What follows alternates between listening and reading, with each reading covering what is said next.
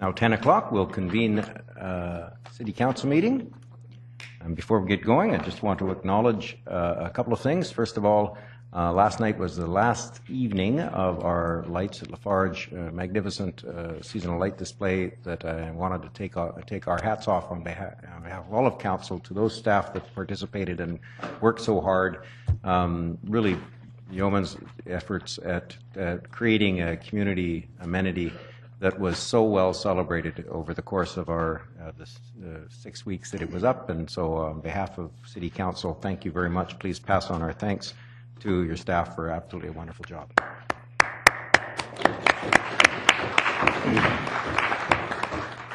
And of course, there's 3 more things this week. Yes, it's a wonderful Robbie Burns Day coming up in a couple of days, as well as and there's some more haggis in the fridge if you want. Not a chance. Same day is Bell Let's Talk Day for mental health, an important day for a great many people in our community. And I want to acknowledge that. And there was one more, and I'll think of it shortly. Mr. Chinese New Year, yes, actually it's Chinese New Year or Lunar New Year. It's the year of the rooster. And I want to wish, on behalf of Council, all of our residents who celebrate Lunar New Year, Chinese New Year, Gung Hei Fat Choi, and a great celebration of the year of the rooster, or in your case, the year of the chicken. Mr. Clerk. I get the worst handoffs. Yeah, pretty foul. Okay.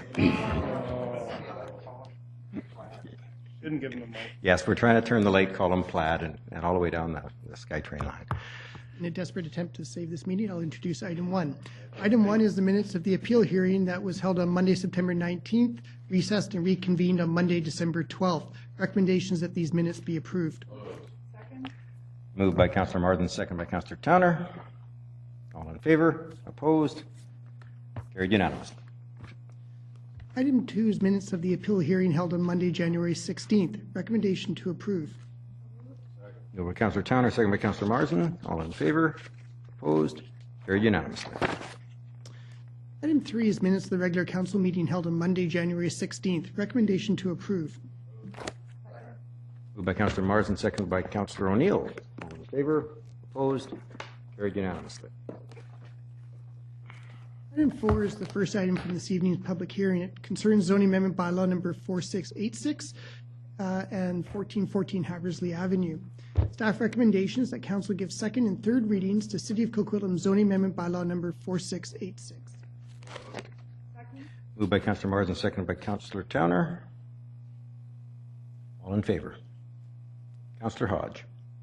I want to say something on this one here because this one's been really challenging for me because I hear residents who live in that on that street in that neighborhood talk about their neighborhood with great passion. It's a very tight-knit neighborhood. They came out and spoke against a previous zoning request, and that one was a little different than this one. The lots aren't as deep, but the principle was the same. There were some issues around the consultation. I think this time the developer has done a much better job of public consultation and reaching out to the neighbors than the first applicant did on the other property. In fact, I think in terms of neighborhood consultation and some of the work that's been done, I think this exceeds most of the projects, the similar types of projects we've had in the past. So I'm really challenged between, what makes sense on paper. The design looks good. Many of the residents said they weren't opposed to this project as much as they are, don't want to see the change in their neighborhood. A change that's part of an existing OCP. Got me thinking about whether or not it's the actual neighborhood plan that's wrong. I did have a chance to ask staff today what's involved, and that's a very time-consuming and long process to make that change.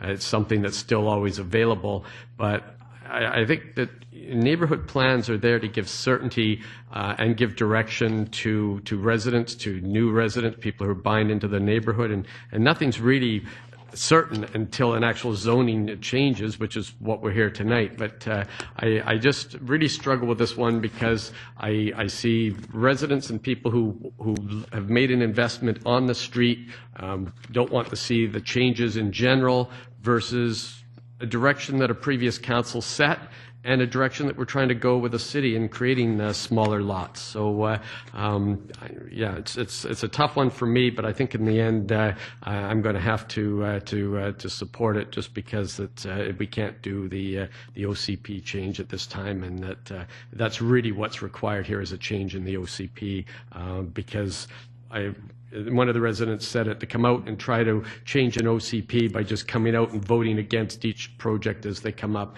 isn't the way to change a neighborhood. I think we have to take a higher level approach, and if that application or if residents in that neighborhood wanted to initiate that change, I would be supportive of that change, but I don't think it's fair partway through that zoning to start doing a change at this time.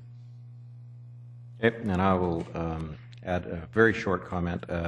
We're in the same, along the same lines. There was a 2.5-year process of public consultation related to the Austin Heights neighborhood, and that's typically what happens when we try to contemplate what a neighborhood, what a corner of our community will look like, and we're doing it now for Lougheed and Coquitlam.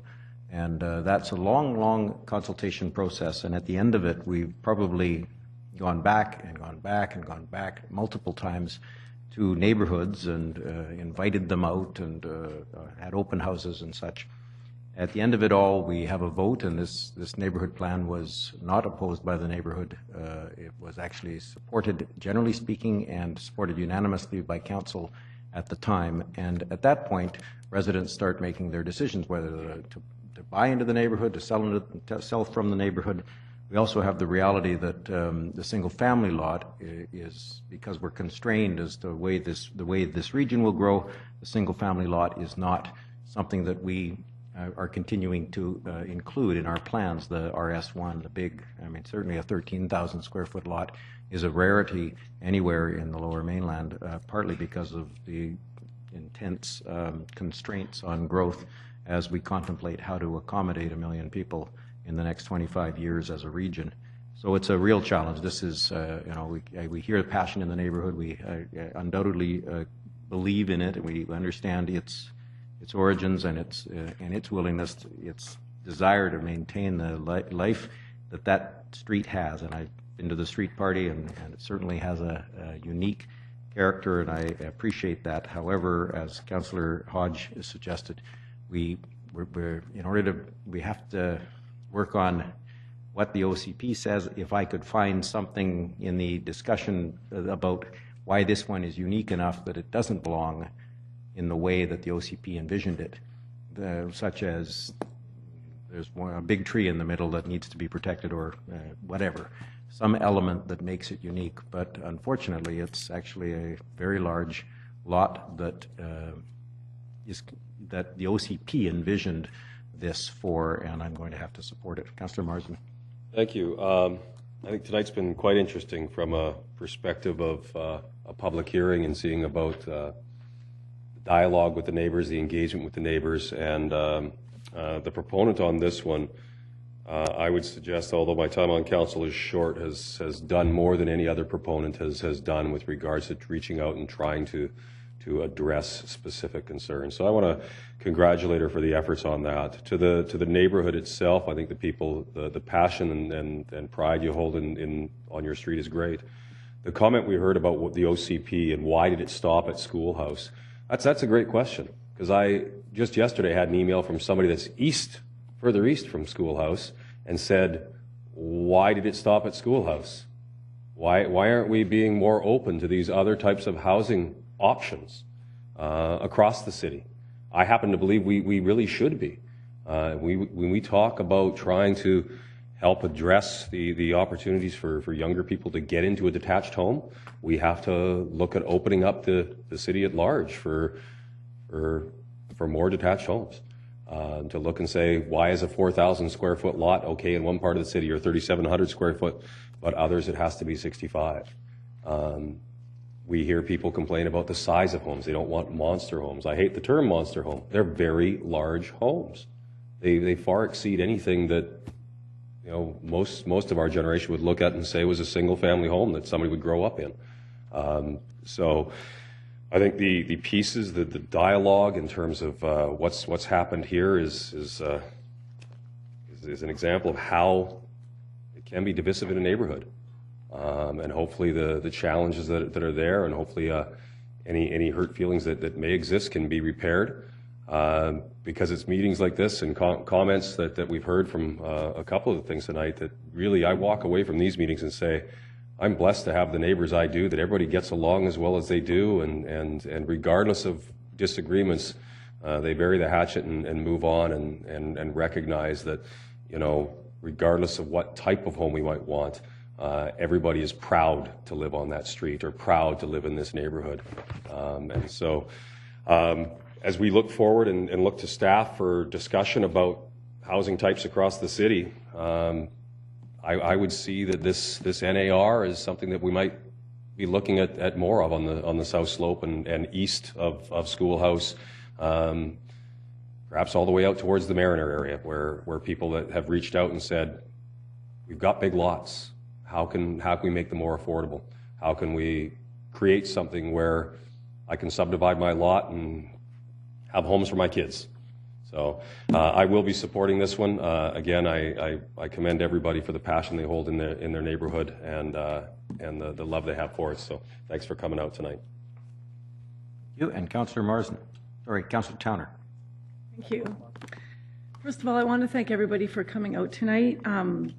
And I had an opportunity to speak with many of you on the weekend, and you're a wonderful group of people, a really great neighborhood, and I commend you for being engaged and paying attention. And I think you've learned a lot too about OCPs and how things work and precedents aren't set and those kinds of things. So I think that was very valuable, and I want to give you all 2 thumbs up for your engagement. I just want to say, I have a few notes here.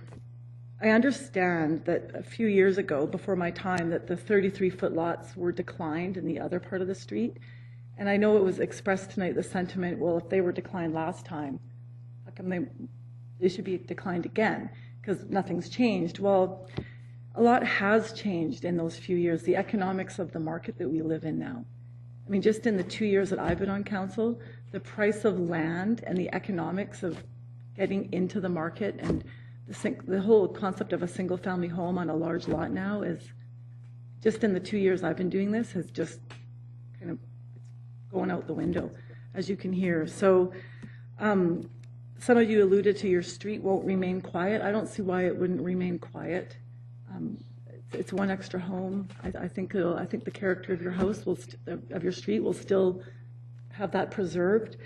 And I also just want to say, in this case, you've seen what you're going to get. I think it looks lovely. The design of the 2 homes, it fits in. The landscaping looks beautiful. It's less lot coverage than it could be.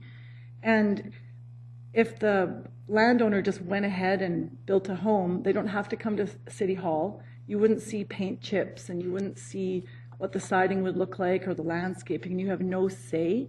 And I will tell you this, there are some homes in our city that certain residents find so undesirable to look at that they actually walk their dog in a different direction now because they are so offended by these homes. It's not so much the size, we keep saying monster house, but it's when, from what I'm hearing, it's when they stick out. They just don't fit in to the forest neighborhood or the treed neighborhood. The way they're designed and the way they're decorated, they just don't fit in. And those offend people more than a 33-foot lot home. So I think the proponent here did a really good job in showing you what is going to be coming to the lot. And I just, like we said, I fully support offering more housing choices to get more families into Coquitlam, a wider variety of housing options, gives us more of an inclusive community, and that's a good thing for our city. So thanks again, but I will be in support of this subdivision. Thank you. Seeing none others. Question is second and third reading of 4686. All in favor? All opposed? Motion carries unanimously. Item 5 pertains to a Heritage Revitalization Agreement Authorization Bylaw 4727 and a Heritage Designation Bylaw, Bylaw 4728, pertaining to the property on 907 Walls Avenue. Staff recommendations that Council give second and third readings to City of Coquitlam Heritage Revitalization Agreement Authorization Bylaw number 4727 and second and third readings to City of Coquitlam Heritage Designation Bylaw number 4728. Moved by Councillor O'Neill, seconded by Councillor Towner. Councillor Reid. Thank you. I am not going to be supporting this. I value heritage in our community, and I value when we do a heritage revitalization agreement, but I think there's a limit. I think the fact that these lots are very shallow, 115 feet, and now they're going to be 9.82 meters wide. I thought the 28, 29, and 30, whatever they're in. We're going to have 6 residences on them. It's just too much. It's too much in one small space. And I really would hope that if the proponent really cares about heritage, that he keep his plan and do the heritage turn of the house, put the carriage house in, and he can certainly build one house next door and with a suite or whatever he wants to do. But because of the depth, the shallowness of the lot, and the width, it's just too much. It's just too much. So I can't support this. I'm sorry. Thank you. Councillor Zerillo. Well, I thought it was a great discussion tonight on the heritage, and I thought it was very interesting to really uncover. This one was not about land use. This was about HRA, and so it was the second one. But I too think that heritage is important. This one is not on our inventory. I think that's what I heard tonight. And I actually remember people that do downsizing for people, or what do you want to call that, thinning out things that they store and carry. One of the things that they always say is keep one or two, keep a few things that mean something to you, and you don't have to save everything that means something to you. So I really think that we're starting, I'm gonna say this, I think it's a feeding frenzy right now, that if you do an HRA, you can go ahead and get all this density on the lot. The heritage home should be beautiful, standalone, shouldn't have a big carriage house behind it that's outside of the variance of height. I really think I would love to see this home saved. I would love to see them come forward and potentially do the RT1. But this, right now, my decision is the HRA worth the amount of density? And I think you totally lose the character of this home by piling this many buildings around it. And I also think that we don't need to save every single house. I think we need to save the ones that mean something to this community, and I think they've been identified, and I don't think this was one of them. So I think we're really creating way less affordable housing by letting developers know they can buy these pieces of land and put lots of houses on them. Thanks. Well, thank you very much. I think heritage is important. We've lost a lot of heritage in our city over the years. I think, and Councillor Hodgson, correct me on the numbers here because he's our heritage person, but I think one time we had around 75 homes on the list. I think we're down to like 36 or 37, and we've lost a tremendous amount of homes that were on the list. And so there's a lot of houses that have historical significance, and this one, I think, through the Mundy family, has shown has heritage significance and historical heritage significance. Secondly, if we don't approve something like this, I doubt a developer would come back on a split with the cost involved in moving the house across the lot to another, which is a big expense, and then putting all the money into revitalizing the house back, taking the paneling off, bringing it back to its original look and feel as a heritage house.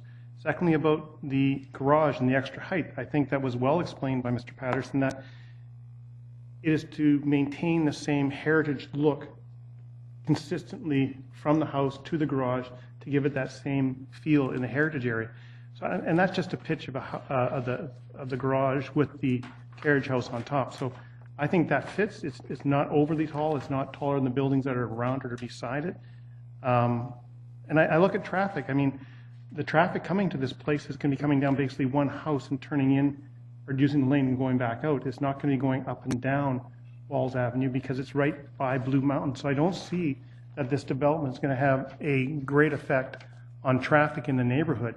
And I think this is a reasonable request to save a heritage building in our area. And we've talked a lot about Millardville over the years, trying to save some of the character within Millardville for the future generations of what was there. And I think it was sad. I think, you know, that we've lost some of those ones on the list already, and we have opportunities today to step up. And this is the only tool we have. If we turn this down, you could have a couple things. You could have just simply a large house built on there, or you could have a triplex or fourplex built on there with 4 units at around 1,700 square houses, because that fits in that designation, could come to that, and you wouldn't have a heritage house there at all.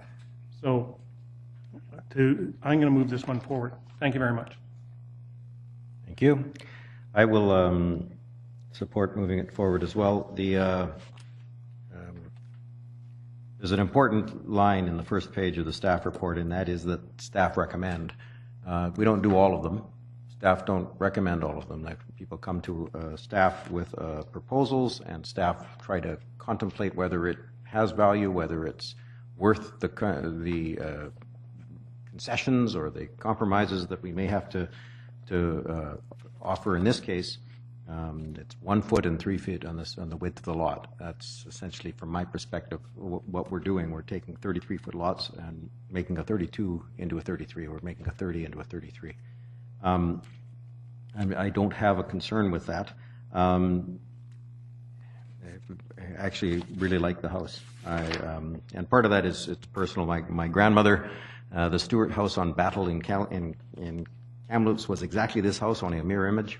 A beautiful craftsman cottage with the same shed dormer, the same siding actually as in the photos in the catalog. But that was an important part of Coquitlam. That was much of Coquitlam was built with lumber out of the mill and built by hand using by somewhat unskilled carpenters, but with really good lumber. And we don't have many of those left. We have very few of them left, and I contemplate this one as being a perfect opportunity with, from my perspective, very little compromise. We heard that it's a dead-end street, and this is going to add a lot of traffic. This is right near the live end of the street. Most of the street won't face any impact at all from this house. But if we didn't allow this, we would undoubtedly see some kind of other application, and I would be hard pressed not to support 4 single-family homes on this lot, as we have on other properties like this, or some other, a triplex, a fourplex. Essentially, what we have here in very much the same way as what has been proposed. So I'm very comfortable with this one, and I will be supporting the Heritage Revitalization Agreement. Councillor Hodge. Thank you. This is an opportunity to save a house that has significance, not necessarily significance of house design, although I think it is a nice design, and certainly when it's restored to its original look, it will be. But it's part of our history, it's part of Coquitlam's history, and really history belongs to all of us. And one of the challenges that we have is that we don't have a lot of tools to how we save and protect our heritage. This one here probably is the one that infringes on people's property rights the least. We don't just put designations on houses and say, you know, you're going to have to, you can't do anything with your property. But it is something that the entire community benefits from, and people do pay the price for that in terms of density in their neighborhood. That's the trade-off. But looking at this one, it is a large lot. We did the math earlier. They're 8 feet short of creating 3 lots under as an RT1 under the housing strategy. So I look at that and going, for 8 feet, we save a heritage house. That's it's, and, looking at where the street is going, I think we are going to see density in that neighborhood. That always worries me, is that, where we're going down the road. I think in future, when we're doing some of these, it is helpful to know, particularly in the areahood of housing choices, to know sort of what can be done in a neighborhood, because as we saw earlier, some things can be done on one side of the street or the other, or different lot sizes dictate different things. But this one here, as the mayor said, if this one weren't to go through as a heritage revitalization, we could lose the house and still end up with 3 to 4 houses on the property and no gain for the community. So I see this as a win for the community. It's definitely a compromise being made by the residents in this neighborhood. Thank you. Thank you. Councillor Towner. Thank you. To begin, I want to again thank people who came out tonight, and I'm really sorry to hear about the experiences that the neighbors had with their past tenants. And if this ends up going through, I'm optimistic that the dog poop and the cigarette butts and all that kind of stuff will go away.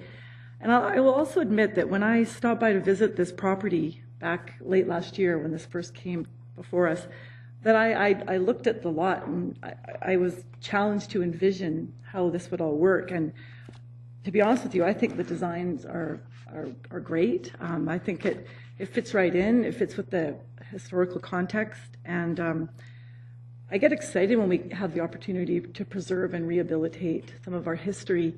And I just have to say, I agree that we don't need to save every single older house in our city, but Mundy, this is our city's biggest park. It's our jewel of an urban forest. This person was named, Mundy Park was named after this pioneer, and a lake, and a school, and a road. So there's some significance here, and I really do feel that this home is worth preserving. Again, I'll say what I said earlier. I want to get more families into Coquitlam, and the big, humongous house with a suite that's $3 million doesn't help accomplish that. Smaller homes with a mortgage helper does. It's a wonderful neighborhood. It's a wonderful neighborhood for families. There's schools and parks and all that close by. So I support the variety of housing to get people into our city. And I just want to address a couple of things. Somebody alluded to there being a loss of green space. Well, I've got the aerial view of this stretch of walls up, and there are some huge homes on this lot, and there's no green space. There's none. And I've chatted with some of the residents who live here, and there's 4 or 5 families living in some of these houses, and there's 10 cars parked outside. So I know that technically it's RS1, but I think this way to do it with the Heritage Revitalization Agreement and the smaller housing choices serves our community in a much better way. So I will be supporting this. Thank you. Thank you. Councillor O'Neill. Thank you. Subject I talked about at first reading was and Mr. Pattison hinted at it again tonight, was the amazing narrative that goes along with this house. The families involved, must have been a happy wedding, so close to Christmas and the end of the war. And we've just finished celebrating our 125th anniversary here as a city. Under the heading, under the slogan, stories told, stories to be created. Well, doesn't this house tell an amazing story? And won't the preservation of this house create a continuing story? I think this is a perfect example of the use of a Heritage Revitalization Agreement with very minor amendments to what would have been allowed under city bylaws themselves. So I think that the possible neighborhood disruption is outweighed by the fact that we're going to be adding new housing stock for new families. and it may even be a less dense development than what might come later under another application. But then again, I'm going to, as well, stories told, stories to be created. This revitalization of this house, the preservation of this house will tell a very important story. I'll keep that story alive. And I'm enthusiastically supporting this. Thank you. Thank you. No other speakers. The question is an HRA. All in favor? Opposed? Councillors Zerillo and Reid are opposed. The motion carries. Item 7 is the third item from this evening's public hearing. Item 6 is the third item from this evening's public hearing. Concerns Heritage Revitalization Agreement Authorization Bylaw number 4643 and Heritage Designation Bylaw number 4718, both pertaining to 225 Begin Street. Staff recommendations that Council give second and third readings to City of Coquitlam Heritage Revitalization Agreement Authorization Bylaw number 4643, and second and third readings to City of Coquitlam Heritage Designation Bylaw number 4718. Moved by Councillor Tanner, second by Councillor O'Neill. Councillor Reid. To be non-consistent, this little... Steph's out of character. Oh, I know, non-consistent. Because of the last one I felt was so much. This is in the quaintest part of Millardville. It truly is. And you can find little tiny houses on little tiny lots. And this one is very close to our community center down there. And I believe indeed we own the 2 lots immediately adjacent to it up front. And so it looks like civic property. I'll support this simply because of the quaintness of the area, and I actually think it would fit in. It's a corner lot. It's not disruptive, and across one, behind it and around it is the civic buildings, and across the street is an apartment block. And then on the other side, there's going to be, by the looks of some of the little lots, some more of these quaint little heritage homes coming forward. So I will support this. I don't feel it's as crowded. Thank you. Thank you, Councillor Zerillo. And I'm the same on this one. I just wanted to add, I also like the fact that this one is not being hidden. Like this is open on many sides, and people are going to enjoy it as a heritage home. And I don't have as big of a problem with this one. So I just wanted to share. I'd like to be able to showcase the heritage homes and not have them overcrowded. Thanks. Thank you. No other speakers. Motion to second and third reading of an HRH heritage designation. All in favor? Opposed? Carried unanimously. Moving to the rest of the agenda, Mr. Clerk. Item 7 is a bylaw for final adoption. 2 bylaws, in fact. The subject is fourth and final reading of soil removal fee adjustment amendment bylaw number 4715 and soil removal amendment bylaw number 4703. Staff recommendations that Council give fourth and final reading to City of Coquitlam soil removal fee adjustment amendment bylaw number 4715 and fourth and final reading to City of Coquitlam soil removal amendment bylaw number 4703. Moved by Councillor Atkinson, second by Councillor Zerillo. All in favor? Opposed? Fourth and final is granted unanimously. Item 8 is the temporary use permit application to amend an existing temporary use permit at 801 Brunette Avenue. Staff recommendations that Council approve the signing and sealing of temporary use permit amendment pertaining to 801 Brunette Avenue, and that the Mayor and City Clerk be authorized to execute it. Moved by Councillor Tanner, seconded by Councillor Marsden. Councillor Reid. Through you to Mr. McIntyre. Is a temporary use permit, these people would have it, is it transferable to someone else for another use?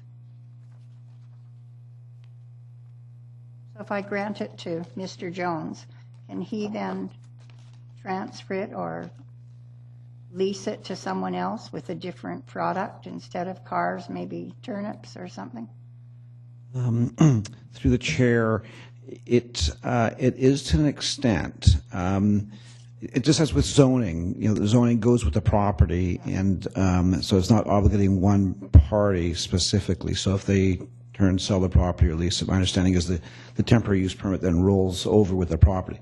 But where it's different from the sometimes it's for non-conforming use, so temporary use, and that's my concern. Correct, absolutely correct. And that's where it's those uses that are specified in the TUP, those alone are the ones that are being allowed for that term. So if he transferred it, if he was a Ford dealer and he transferred it to a Chevy dealer, that would be okay. But if he transferred it to a turnip truck, it wouldn't. Enough. Thank you. Not that we have many turnip trucks. I have a question on it, and that's perhaps a bias against car dealerships. No, in my case, yes. On page 2 of the TUP, I guess this is the proposed TUP. Okay, on page 2, the very second last line, it says not limited to stickers, signs, banners, etc. Flags, flag strings, the really garish, sometimes awkward ways in which some car dealers feel they need to irritate us in order to sell cars. Are those contemplated by this? Or the wiggly guy, yeah, or the elephant on the roof? So speaking of the elephant in the room, Mr. Fuji. The advertising, I guess the preamble says no advertising materials, and it just cites a few examples of which are not allowed. So we can interpret. I would take it that we can interpret the no advertising materials to include I know what you mean, the waving flags and that kind of stuff. Yeah. But also that string with the banners. I mean, just let's not make it. We will speak specifically to the applicant in that regard too. Make it look like Sanford. Okay. Thank you very much. Anybody else? Nope. The question is a temporary use permit. Amendment. All in favor? Opposed? Carried unanimously. Item 9 pertains to the Metro Vancouver 2016 Regional Food System Action Plan. Staff recommendation is that Council endorse in principle the Metro Vancouver Regional Food System Action Plan, with the understanding that Coquitlam will not be assigning a designated staff person to coordinate implementation of the action plan. And 2, that staff be directed to send a letter containing Council feedback on the Regional Food Systems Action Plan and attach the report before you as Coquitlam's response to Metro's request for endorsement. Moved by Councillor Reid. Second by Councillor Marsden. Councillor Wilson. Thank you. I think it's great that we're endorsing this action plan,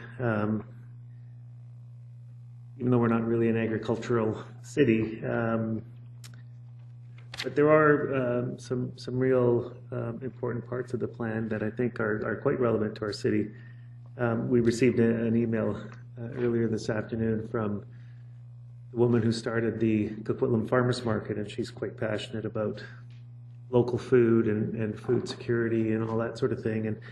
And some of that definitely fits into this strategy.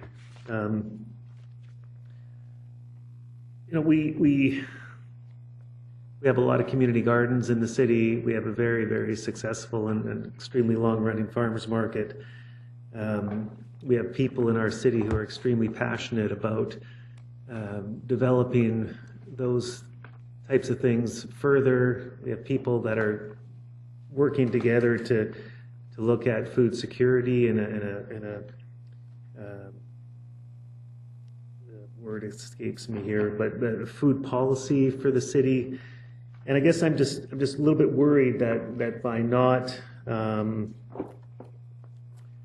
sort of having somebody at the city that they could go to for some liaison, to go to for some maybe a bit of support, we lose a lot of the work that we might benefit from them doing. One of the parts of this action plan is for the municipalities to engage local community organizations. We have local community organizations that want to be part of this, that are already currently working on this sort of thing. And so, while I totally acknowledge that we're not an agricultural city, and it may not make a lot of sense to, designate a specific person to go to the semi-annual meetings, I really hope we can find somebody within our city that these groups can sort of liaise with and go to, somewhat similar to what we do with community associations. We have somebody within our city that community associations liaise with. We have people that, businesses liaise with. We have people that field users liaise with. And I would really hope that we can leverage and support these groups that are doing a lot of great work in our community. And so my worry is by us saying that we're not designating a specific person to this plan, we might be missing out on some of this great work that our community is doing. So I don't know how others feel about it, but I would hate to miss out on that. I would love to be able to support the work that a lot of these people are doing, and if that requires an amendment to the recommendation, I'd be happy to move it. Or, as was suggested in the email to us, perhaps it become part of one of our city advisory committees. But I haven't been able to give that much thought or talk to anybody about that. But just want to leave the door open to provide some support to these community groups. Well, I'm going to get you to hold off because you said you didn't know how others feel about it, and I think we're about to find out how one does. Councillor O'Neill. Yes, thank you very much. And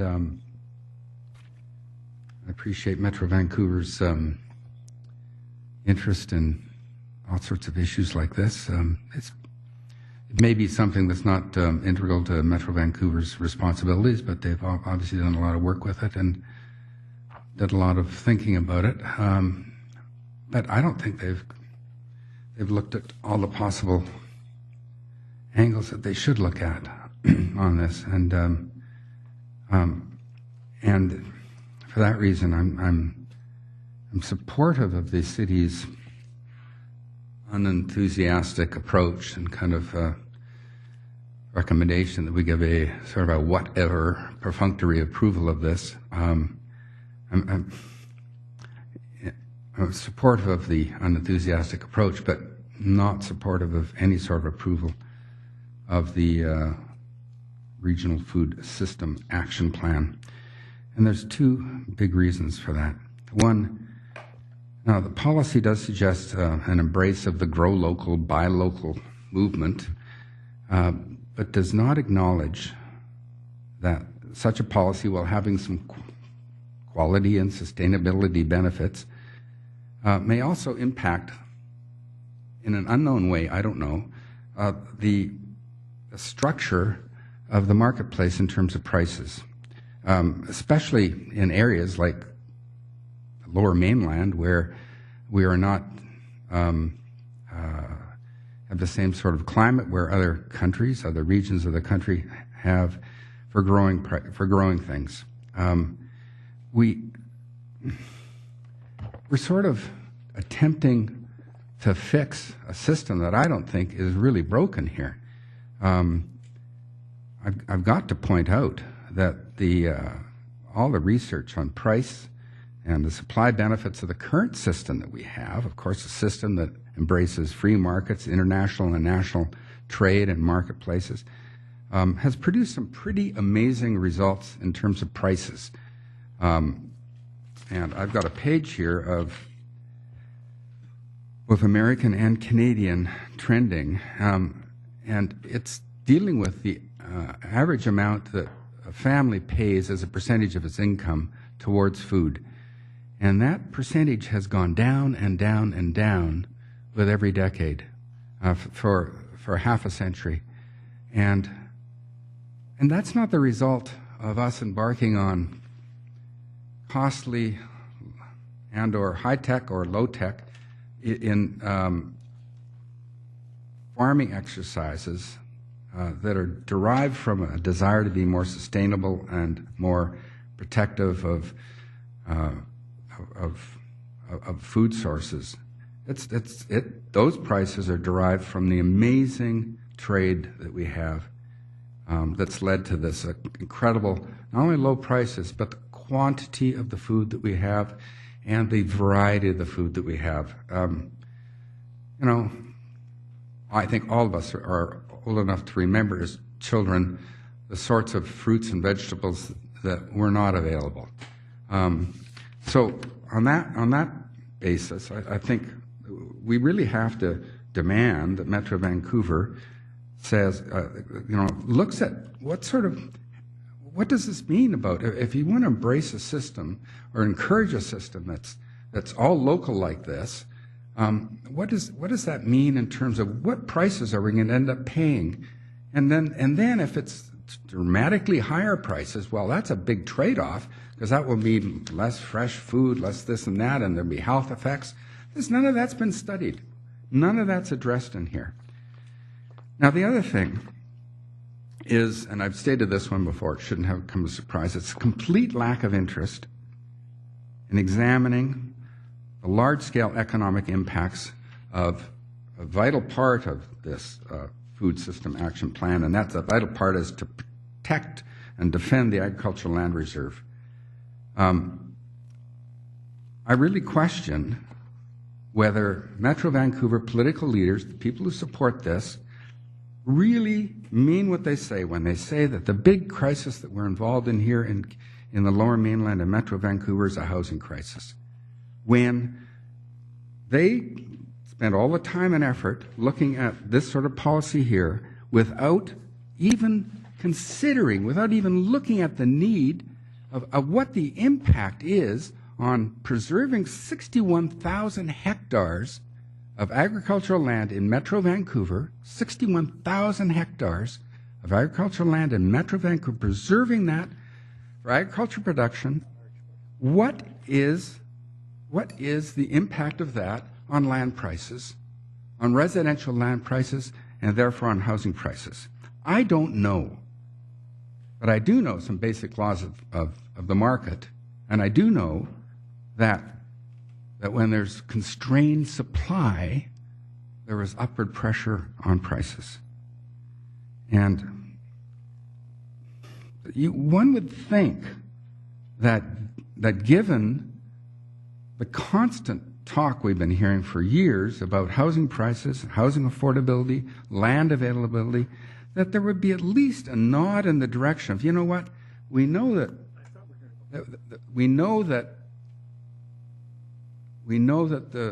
land is constrained here in the Lower Mainland. We should maybe, just try to measure the impact on housing prices of preserving all of this land. No interest in that whatsoever. It's kind of like whistling past the graveyard or something. We're going to let the housing market continue to do what it does, and we're going to have our nice, really nice, sustainable food plan. And meantime, for the sake of that, we're going to let all these families that need homes suffer. I can't support that sort of an attitude. I don't have the answers to what the research would show. I got a pretty good suspicion. The questions have to be asked, and some analysis of the issue has to be undertaken. I raised the issue when Metro Vancouver came out with its affordable housing strategy. Never once was there a mention of the constrained land dealing with the regional growth boundary and the agricultural land, and they didn't look at that. And in this one here, no notice of it again. I find that really unacceptable. Very sad, actually, when there's so much passion around the issue of affordable housing, but it's a narrow thing. People have to take our blinders off. We have to take our blinders off and look at the big picture. What are we doing in this region, ourselves as political leaders, that's leading to this affordable housing crisis? And what should we do to try powers that we have ourselves to try to address that? We can't ourselves get rid of the agricultural land reserve. I don't want to get rid of the agricultural land reserve. I want to take a hard look at it, and I want to see what impact it has and what changes we might want to make to it.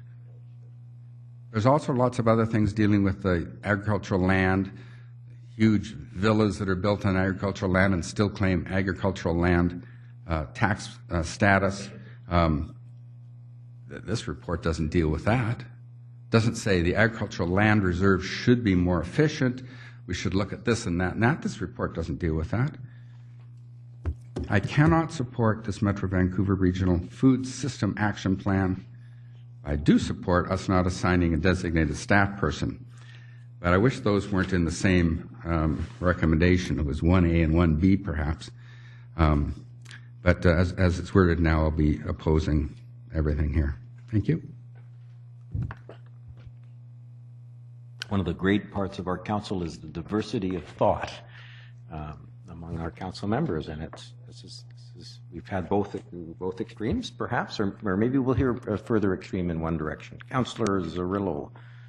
So I'll just start by saying that the ALR is really only one component of the resilient food system, and I'd like to focus more on tourism and ECDEV in regards to this, but I did make some notes while Councillor O'Neill was talking, and let me just share this. I can verify what Councillor O'Neill was saying is true, that our percent of income that we spend on food has been declining steadily since the 1970s, and I know that because for 3 years I co-authored Eating Patterns in Canada, which was a syndicated report that was put out by NPD, which was at that time the largest syndicated food diary in Canada.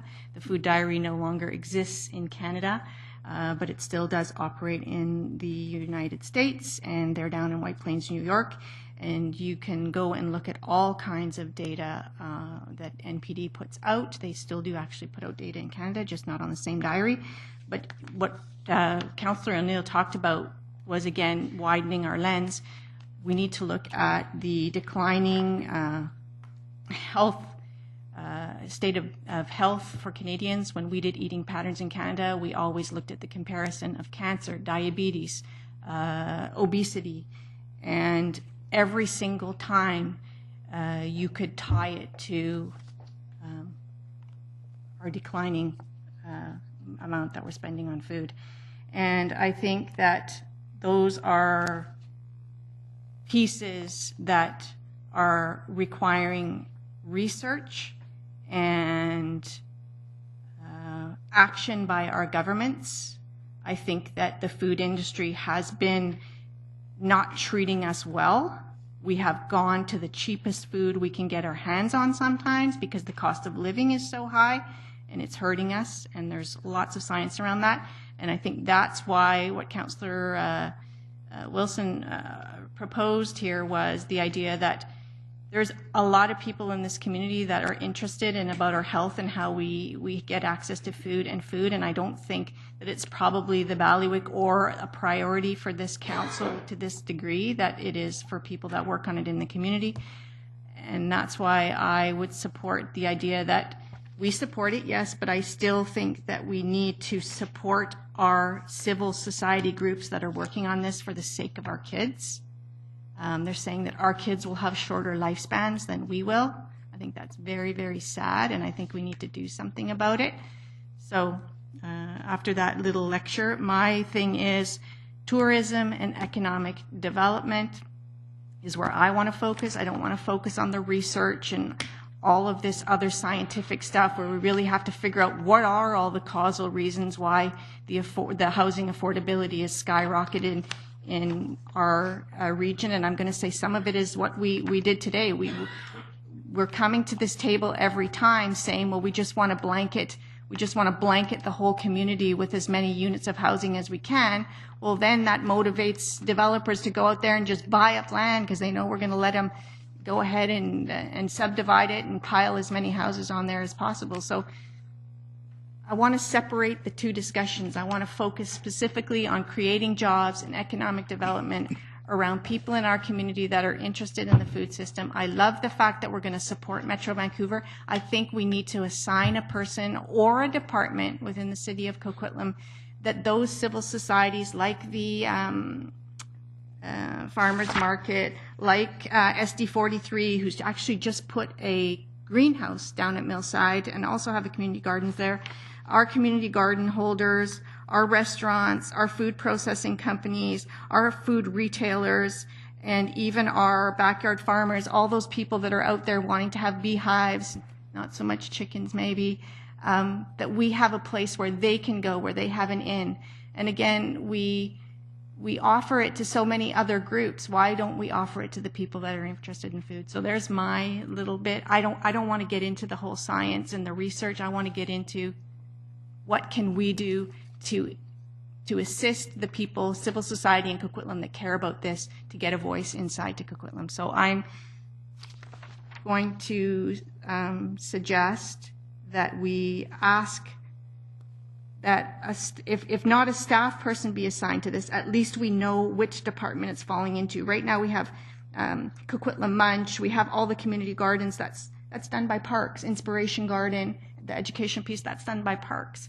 But then we also have the bees and the different bylaws that are done by planning, the ALR. So where would be the entry point for civil society to come in and say, this is our research, this is what we care about, we want to share this with you? What department? So through the chair, I'd look for some guidance on how to at least decide which department should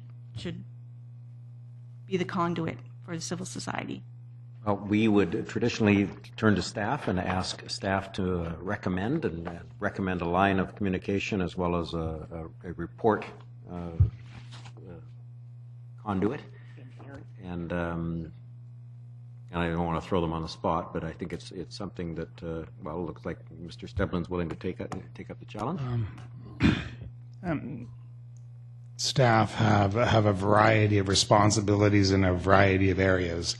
And as has been highlighted, parks are the lead on certain areas and planning are the lead on certain other areas.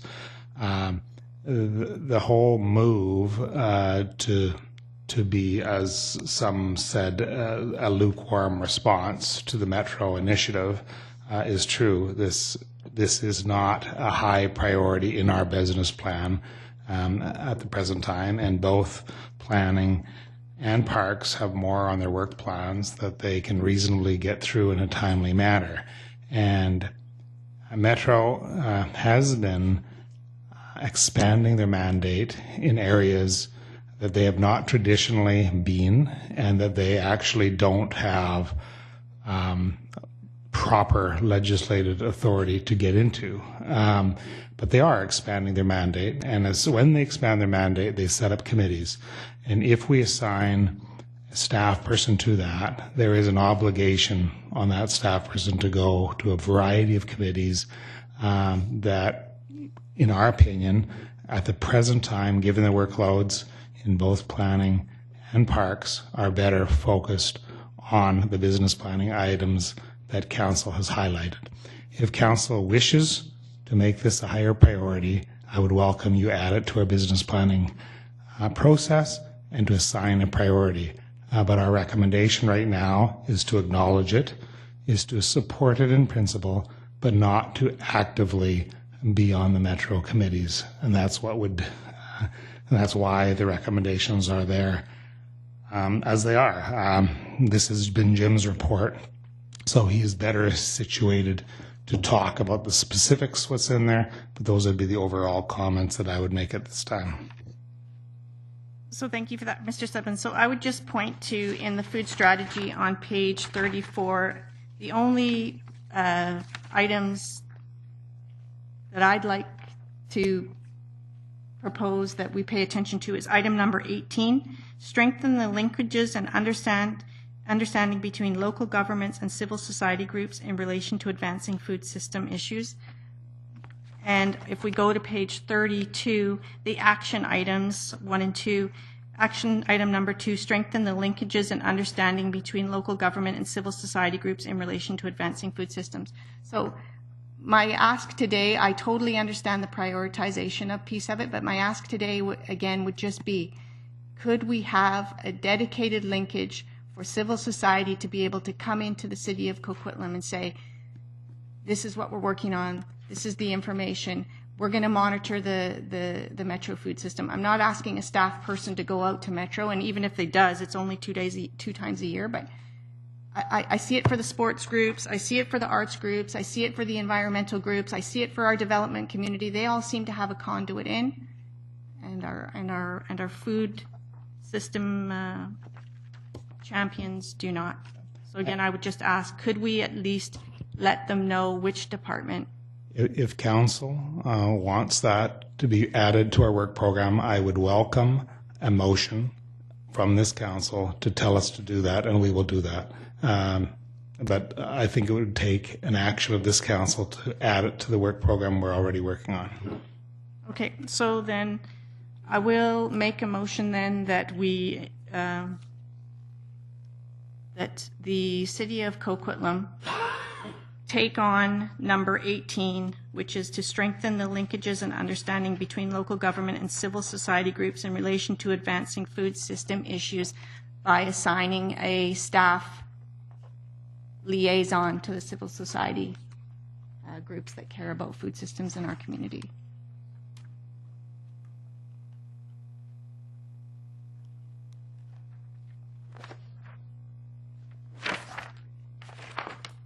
Sorry, it's on page 34. Thank you.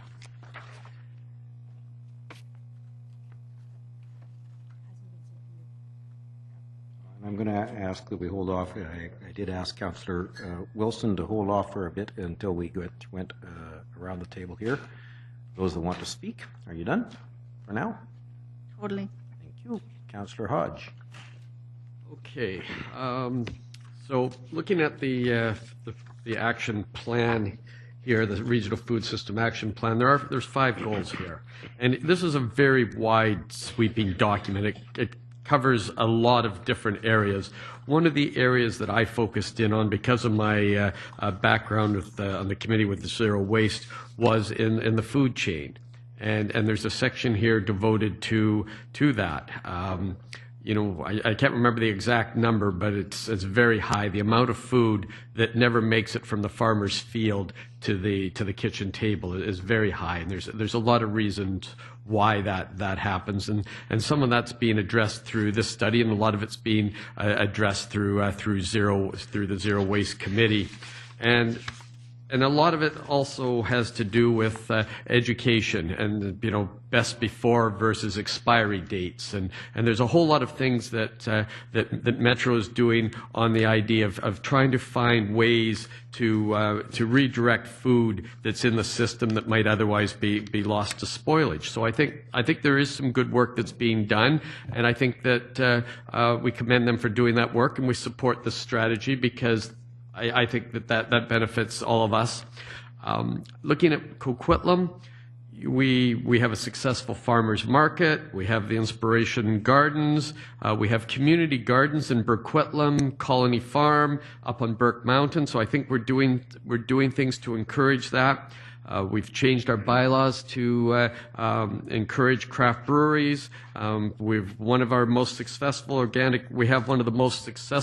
organic waste diversion programs in the Lower Mainland.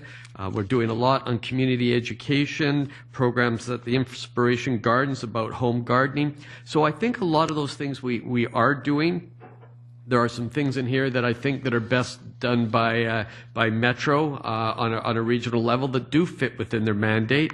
And yes, in some areas they've maybe moved outside of the traditional role. I agree with the staff recommendations in that I think that we should support Metro in the work that they're doing. And I agree with, you know, assigning somebody to take on a lot of things that may not be applicable to Coquitlam, although they're probably beneficial to our residents. But I find myself also thinking that with all of the things that we are doing in Coquitlam, such as the community gardens and all the things that I just listed, who is the staff support person? And I don't mean that we need to designate somebody or add somebody for their work to the, you know, add more to their work plan, because I know how busy everybody is in all departments, including Parks and Rec. But I do think that there should be a contact person, even if it's just designate where is the information if you want to start a community garden or you want to do some of these things, or if Metro has a phone call. I guess it was planning that, you know, they obviously, you know, information was gathered to put these tables together when they did the municipal scan. But I think even just to tell somebody, this is the person that you call, even if, you know, the calls are probably coming in being handled by 10 different people, which is a waste of time. And at the switchboard, they could just say, here's the person to talk to. And so I think that I support the recommendations, but I think I would say instead of not assigning a designated staff person to implement the plan, that we simply say, and that locally we will designate a contact person. I think that doesn't add a lot of work, but we just clarify who the person is to talk to if you have questions about community gardens, the Inspiration Garden, home gardening, can you have bees, all of this stuff. I think bees, and that's probably environmental services, so we probably brought public works into this discussion now. So I think that we can maybe just support Metro, but say we don't have enough areas for here, although we have probably some of the best agricultural land in terms of Colony Farm. That's another whole discussion. That's a project that went sideways, not the city's fault. But again, we don't have that contact person. I would support a motion that maybe doesn't say exactly what the one that's just been proposed, but something that just says identify a contact person. Thank you. Thank you. Councillor Reid. Well, there's been chatter about this for years, and Metro has an incredible amount of information. They really do. And I personally think, because we're such a high growth area, that our staff is overwhelmed. However, it would be nice to have someone that, if people are looking to keep bees, that they can phone and get information from. I would like Metro Vancouver and those councillors that are interested, they do have contact people down there. And I think it would be really great, maybe that department could put on a little seminar, you know, a 4-hour meeting down at Metro for all those councillors who might be interested in getting more involved in this. And you can certainly trade information. Like Richmond is great to trade information on all this stuff with, and Lois Jackson and Delta. I mean, they have lots of good stuff that it's really interesting to know, but you get so overwhelmed with everything that comes in, you just really don't know where to start. So maybe this is something that I would think, if any of us are interested, to go down there to a meeting for an afternoon with the department down there that's looking after all of this, we could go. Maybe it's something we could bring on to UBCM. But I think we need to do some groundwork before we start having to have a staff person out here, which would be basically duplicating what's already available to us at Metro. And when we get the information from Metro, sure, we'll massage it to fit our community better. But I really think it would be better to go down there in some way, and I suggest a meeting. We have those meetings every, what do you call it, Council of Councils. We have those that you could take, you know, that's something good for something like that. There are things, but I think we need to hear from the people at Metro and move on from there to do something like this. There is so much information in here, and some I agree with and some I don't. I mean, there's land, there's water issues, do you grow stuff in greenhouses or don't you? And if you do, how much do you pay for water? And, you know, it just goes on and on and on. And you can extend this forever to different things. So that's what I would suggest, is that we contact Metro, try and arrange for an afternoon, and we can carpool down, those of us who are interested, hear what they have to say. And if you feel then that we want to take more action, then do it. I'm done. Thank you. Councillor Asmussen. Thank you very much. I'm going to support what the staff recommendations are on both items here. E-Park, I look at the recommendation here, and I think, taking off from Councillor Rees, what does this mean? What are you actually doing? It's so broad here, saying strengthening the linkages and understanding between local governments and civil society groups in relations to advancing food systems. Well, what is that? What does that mean? I think we need some understanding of what that would mean. And, you know, when you talk about making a contact, I always look at things start out as maybe a contact, then it grows and grows and grows, and we add more and more requirements onto staff. And we just passed, this is one of my kind of pet peeves, we do and pass at budget a work plan for staff for the next year. Then we'll go through the year. Now we're going to say, well, you know, it'd be nice if we could get staff to do this, get staff to do that. And I think at each time, what are we going to drop? What are we going to ask staff not to do on their plate? Because we do know in a lot of departments, staff in certain areas are redlining on their workloads. And so I'm concerned about that. And I think to Councillor Reed's suggestion, Metro Vancouver has a lot of resources. Metro Vancouver, this is just not one area that Metro Vancouver has stepped out of their realm of authority. A number of years ago, Metro Vancouver came to with the pan-municipal bylaw. There's a certain amount of areas that Metro Vancouver operates that they do not have the legislative authority to operate in. And they came to us with the pan-municipal bylaw saying, could you pass this so that could legalize us? And all the municipalities said no. And it was dropped. And so Metro Vancouver still works in these areas where it's outside of their framework authority within the Act. And May knows that she's been down there a number of years. So this is another area that, well, there's some good ideas and good thoughts. I think Councillor Hodge has a very high-level document. But at tonight's meeting, we've had one person make a suggestion, but I'm not going to add responsibilities to staff before I know exactly what number 18 entails or what the things are, because really, other than two areas in the city here where we have some agricultural land, that's mostly blueberry in one area. Colony Farm really isn't farmed anymore except for the community gardens down there. So what are we getting a staff person to provide information for? What? So this is my comment on this. If staff can go away or we can come back and clarify what number 18 means and what we need, then I'd be willing to look at that comment or that contact.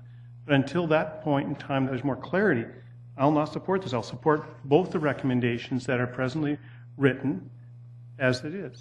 Thank you. Thank you. Looks like I may be the last one. It's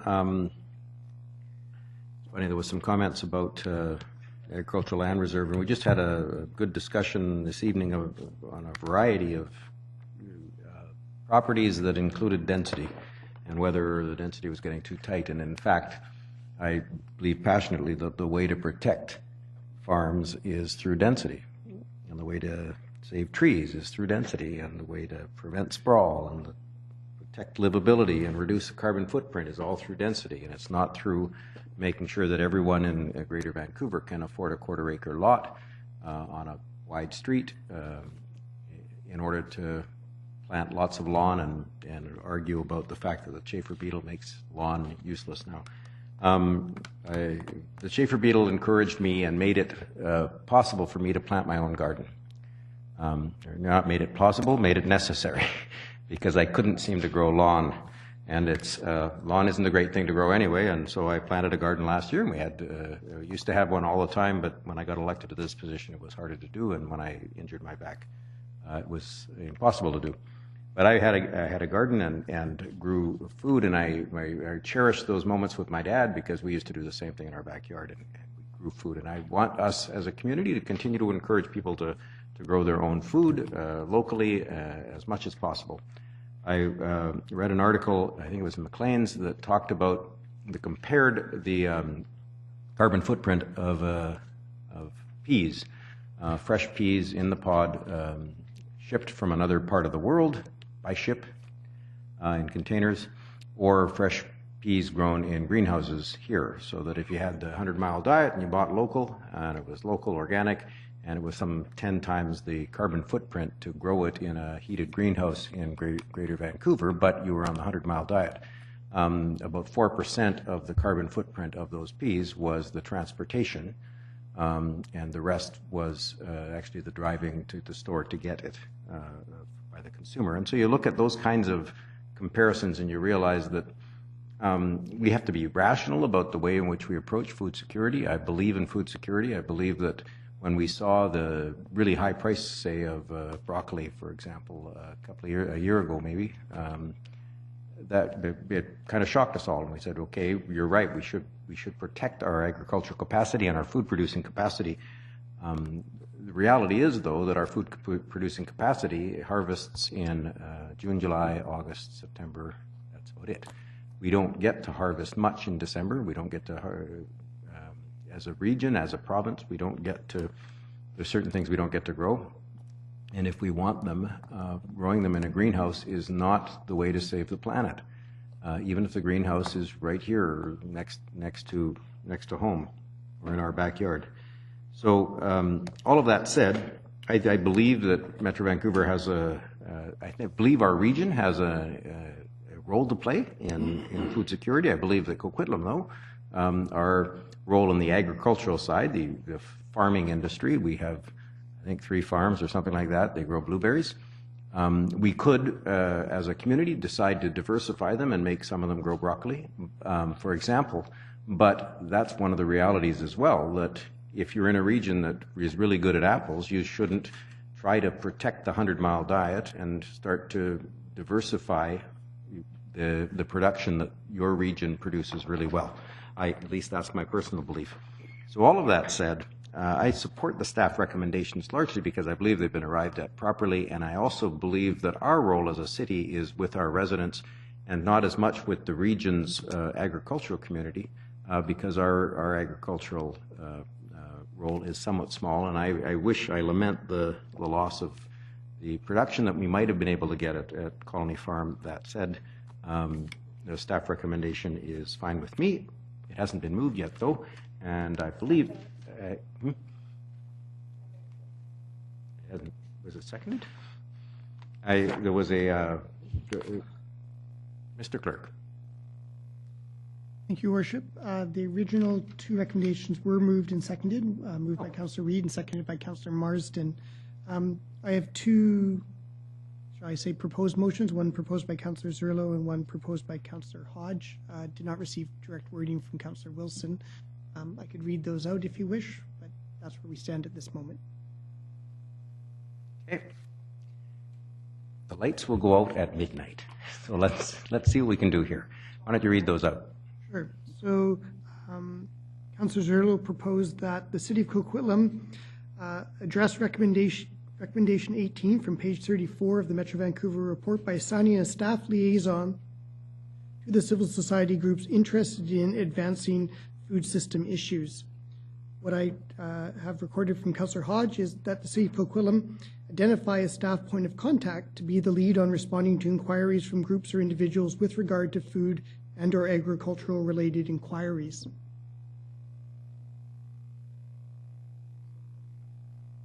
Yeah. So yours isn't an amendment. Yours is a standalone. Just a second. We already have a motion on the floor, and we also have a proposed amendment that I believe contradicts the wording, the specific wording in item 1 of the motion. I didn't take it that way. I took item 1 to be not assigned designated staff person to coordinate implementation of the action plan. Okay, I see your subtlety. Yep. Staff responding to, let's say, Coquitlam-based inquiries. I see the subtlety. I appreciate it. Thank you. And sorry if I can make one other suggestion. Yep. I would consider either one of those, and Councillor Zerlo has offered to second Councillor Hodge as being, let's say, recommendation 3 to the body. They don't amend any of the existing text. Okay. Councillor Wilson. Well, that's what I was trying to get across, and I didn't do it nearly as well as the other 2 councillors, I guess. But I don't know if maybe we already have such a person in place, and Mr. McIntyre was trying to talk earlier, so I don't know if that was what he was trying to say, but would you mind if we let Mr. McIntyre talk? Mr. McIntyre. Thank you, Your Worship. I'll be very brief. in the report, and planning's been handling this because often with some of the policy work that comes from Metro, it ends up on our desk. We hear about it earlier through the Regional Planning Advisory Committee and that. So, but we're kind of a little bit of the central clearinghouse on this one. And what I would point to, I think my observation would be, the city of Coquitlam does a range of things right now as part of our normal course of business in a wide variety of areas that in some way or another pertain to agricultural land promotion and that. And so what I draw you to is on pages 2 and 3 of the staff report, we've sort of tried to summarize in bullet point form there what we feel are this range of activities and actions that we do, recognizing it's 1.3% of our land areas in the agricultural land reserves. So, but there are actually it's quite an impressive list of actions we're doing. But that range of actions is covered off by just about every department in the city. Engineering does part of it, their environmental services area.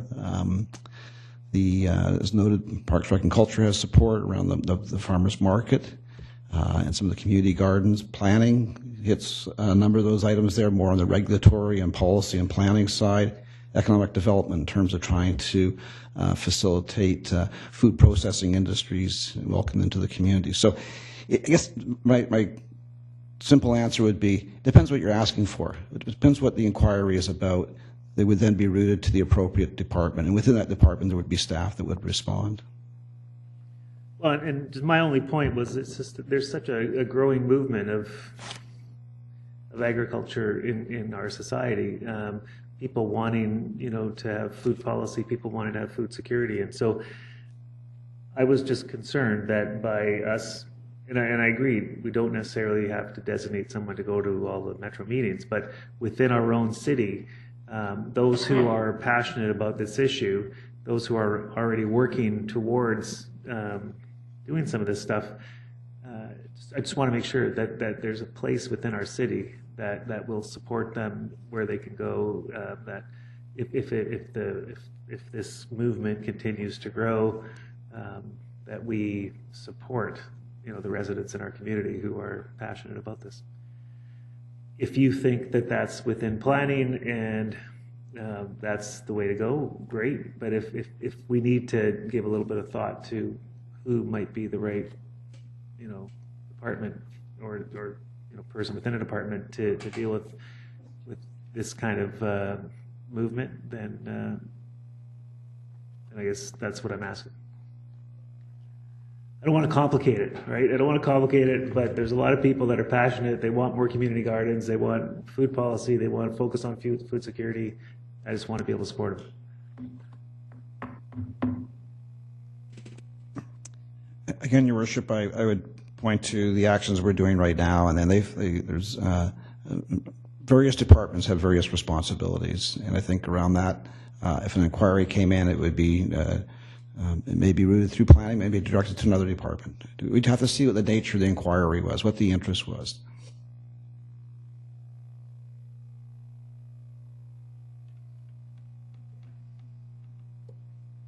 Councillor Hodge. It sounds like we're doing the work, and certainly the list of things that we are doing is I think, impressive considering the amount of agricultural land we have. So I think we're doing the work. As you said, it's all different departments, and when I spoke earlier, I think that's one of the challenges. I think we're doing all the work anyway. I think where the waste of time is when somebody phones and they end up talking to 5 different departments. So, and it happened to me a few years ago when we're trying to get information about bees. Was it bylaws? Was it planning? Was it environmental services? So I think that within staff, we probably know who, but the person making the phone call doesn't know which department. So my suggestion is that we just amend recommendation number 1, that when it finishes and it says staff person to coordinate, it says by not assigning a designated staff person to coordinate implementation of the action plan, we add, but designate a contact person at City Hall. Just who's that primary person that you call that then says, oh, that's such and such a department. Just somebody who can navigate the map and knows where to make the call. So I think it's just about just having a contact person. I don't know if that requires a big change in a job description. I have no idea how many calls would come in, but I think, if the calls are coming in now, I think we just need to have somebody who can direct them to the right department. And I think and then we let Metro handle the rest, and we're done with it. But I just think we need to at least help the people in the city who want to do these things and don't know who to call. I'm going to have to ask the mover of the previous amendment if he or she would like to withdraw his or her motion. There's another amendment on the floor, moved by you. Well, that amendment's fine. I was just saying, just tack it on, and the word I think I was going to use was primary contact. But essentially, I think the clerk covered what I was saying. But I was just trying to not change the intent of recommendation and recommendation number 2. Okay, I'll take Councillor Hodges' amendment but will identify a designated contact. Sorry. Mr. Clerk? I think the challenge with trying to weave it into recommendation 1 is about the Metro Vancouver plan. Okay. So I think the initial proposal Okay. where it was really trying to contain it within City Hall and have a single contact. Is a separate line of Is a thought. separate Okay, sure. Okay. I'll support 1 and 2. Okay, Councillor Marsden. The recommendation from staff, I think, is sound. While in principle it might seem fairly straightforward to dedicate a specific individual, the challenge you have in an organization of this size, with staff turnover, with vacations, it is just not possible to look and say, let's have all that intellectual capacity held in one source. So to look and say we're going to have a single individual be the conduit to all things related to this or the food systems, I just don't believe that is something that's going to be manageable from a civic perspective. We've got a number of departments, as we've heard, that do need to get engaged. And I think through our regular switchboard, they're going to steer them to where they need to be. Is it going to be seamless? Well, it's going to be as seamless as any probably less than common inquiry is. This is not something that is going to come across somebody's desk every single day. So it's like every other organization that's out there to look and say, I'm going to have somebody have this capacity and this knowledge. It just doesn't work. And then it's one of those things that's not done often enough that when they move on to new opportunities, and we see that every day within people moving within departments, that's the type of thing that falls through the cracks in terms of that was their job to know this. So while the intent is good, I just don't believe we're setting staff up to succeed by assigning a specific responsibility. So I think we go with the initial recommendation as was made by staff, and then we move forward from here. Thanks. Okay. The amendment that's currently on the floor then is identifying a designated staff person, and it would be a recommendation number 3. That's the motion is to add that. Is there any discussion about that? Councillor O'Neill. Yes. Yeah, I'm going to want a separation one way or the other. Wouldn't it make more sense to, given what Councillor Marsden has just, I think, correctly pointed out, given the repeated answer we got from the general manager about how the information is spread out among departments, is to simply ask for an information page to be readily accessible on our website. And so all these resources are there. Somebody's, hey, we live in the 21st century. Somebody's going to Google food action plan or sustainability or beehives or something. Anything in there, community gardens, it gets taken right to one page, and that says if you want beehives, here's the department. If it's engineering or environmental services. If you want this, it's planning. If you want that, it's whatever. So maybe that's all. Maybe that's the most efficient way of doing this. So we don't need to have a designated person who change after 2 months or be on vacation or something, be sick. But it's there. The information is there. It's all collected together, one place, one time. A couple buttons pushed. We all know how to do Google. Okay? That would be my suggestion. But switchboard could direct them to the website. And that's not a huge new work plan, is it? Can I ask that question of, it's a new work? No, that wouldn't be a huge work for. We would just take the bullets on page 2 and 3 and highlight which department would be and put it on the website. And put phone numbers or something like that next to it. That, I think, would be the solution, and but that's not on the table right now. But so I'll make the amendment. Instead of a staff person, a web page. I can change it. You could do it friendly. It's your motion, yeah. Yeah, we'll free you up because no point standing on protocol here. What's your amendment? Just that we publish on the website a list of contact departments for items related to food and food supply action, and basically take the information that's here and just publish what departments they are. The clerk did a good job of straightening my last wording. Mr. Clerk, do you want to make me stand on protocol? More clerky way of saying that would be that Quirky. Quirky way. Quirky way. Quirky or clerk? we can just weave it in that create a web page which facilitates providing information related to inquiries from groups and individuals, that sort of thing. So Could have said it better. We'll make it that way.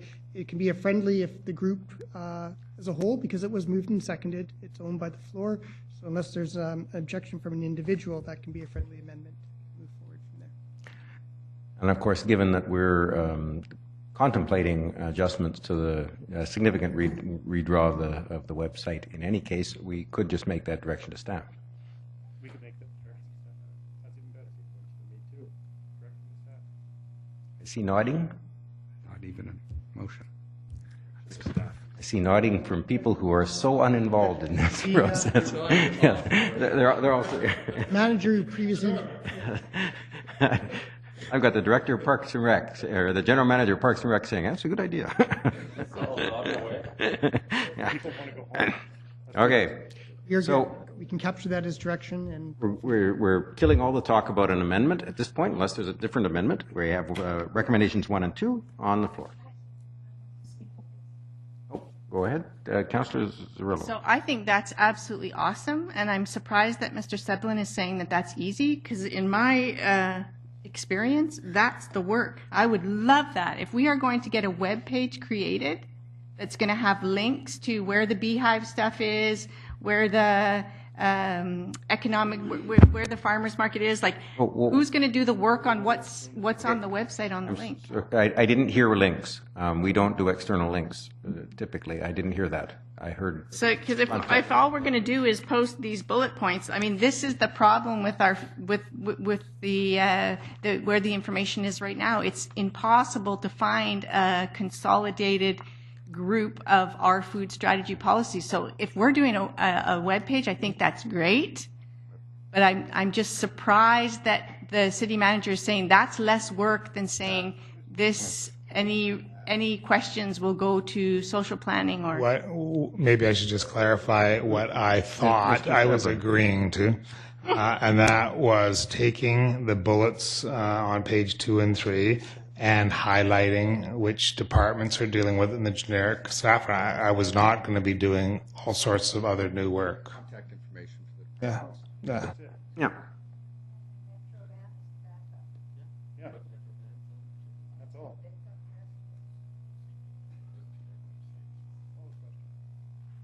Okay, so we had direction to staff to ensure that somewhere on the website we end up with contact information and an easy way to get that contact information. I don't think it included links because we don't typically do external links in case one of those links fails and ends up at some porn site, which happens all the time to government websites. You can't link to external links because governments always run into that challenge. And okay, I'm stop not talking about external links, but new policies and regulations supporting local beverage manufacturing, warehouse, and logistics, including craft breweries and distilleries. Shouldn't we have a link to our policy about craft brewing and distilling? Anyway, I will take the one pager because that's incredible. I never thought that would be doable because that is a lot of work, actually. So that's great. Okay. So after all that, we're back to the motion as originally moved. and we've had a request for separation, so on number 1. All in favor?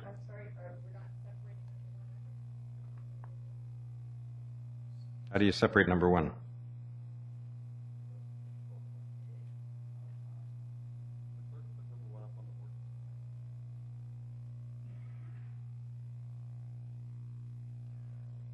Okay.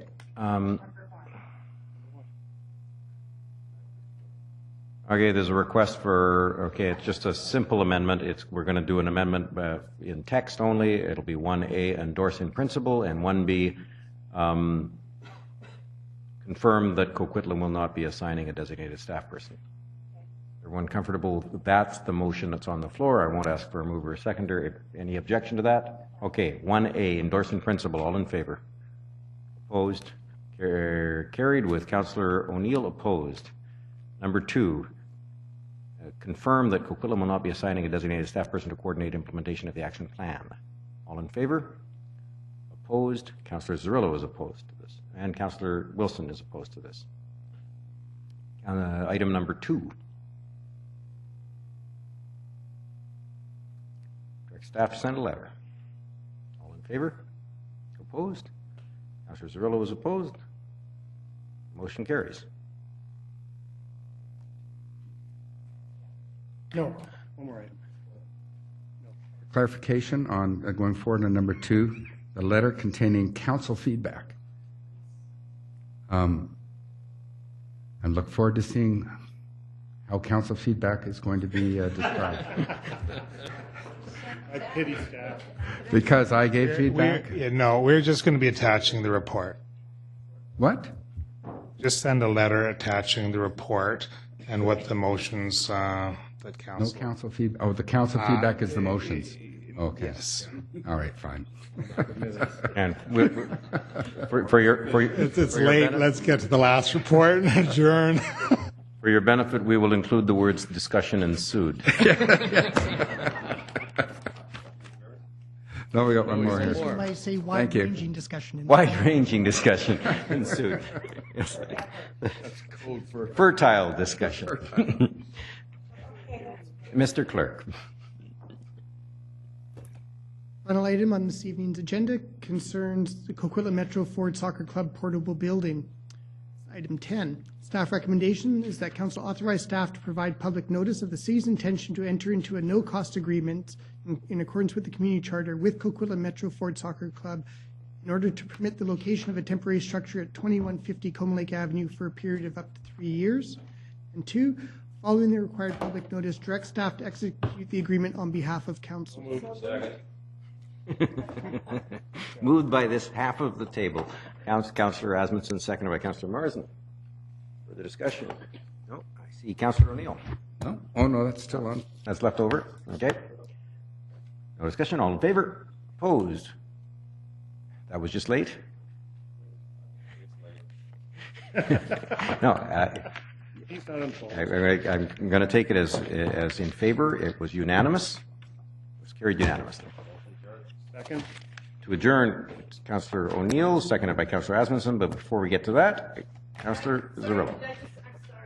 It's late and I'm tired. Can I just ask the clerk for on the public hearing, is everything still at third reading? Did anything go to fourth reading, or is everything still at third for item 1, item 2, item 3? I just want to confirm before I go home All tonight. items remain at third reading. Thank you. Just want to confirm. Very good. Always worth confirming that. That's one of the important things we have to do. The question is adjournment. All in favor? Opposed? Carried unanimously. As is our custom, we will now open the floor for up to 15 minutes of questions. Not that funny. Up to 15 minutes of questions from the audience members who are present here. If you have a question, please stand in line near the microphone. Subject to a 2-minute maximum time limit. Questions must be addressed to the whole council. Thank you all.